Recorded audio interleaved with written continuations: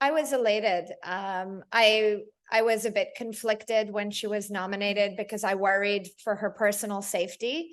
But when I heard the news, it brought me great joy.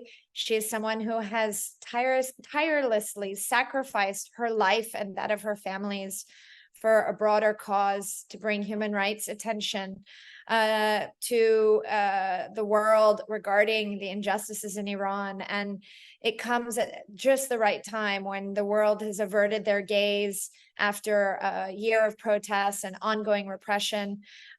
This is really great news, and it's a tantamount to everything she has done for Iranians. I think that they're going to be put in a bind. Of course, this is a government, a system that is averse to international pressure and attention, particularly on human rights. But perhaps celebrating her achievements and elevating the issue of human rights will put them on the back foot.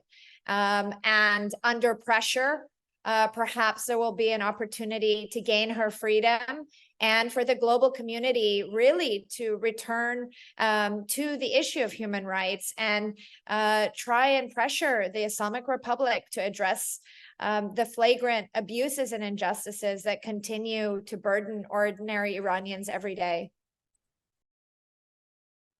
Well, I think that people will be very happy and proud.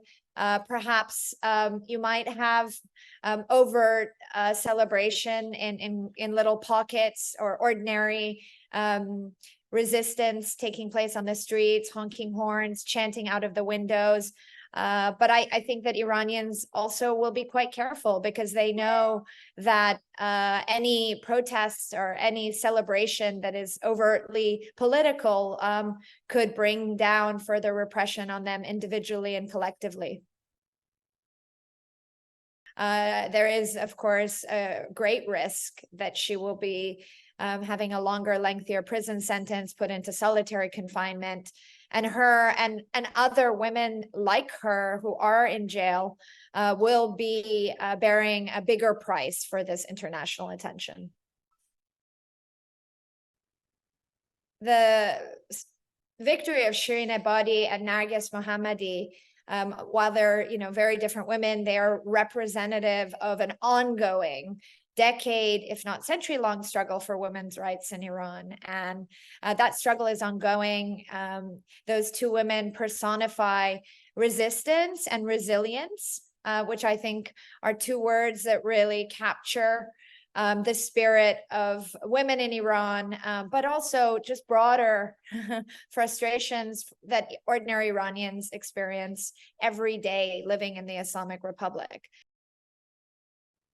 This award celebrates the fight and activism of a woman in Iran who has been fighting effectively since she was a young girl. She's been in and out of jail for decades, and she's been championing human rights, women's rights, despite repeated jail sentences, repression that has impacted her family and friends and beyond. And she really represents an ongoing struggle for justice and human rights inside the Islamic Republic.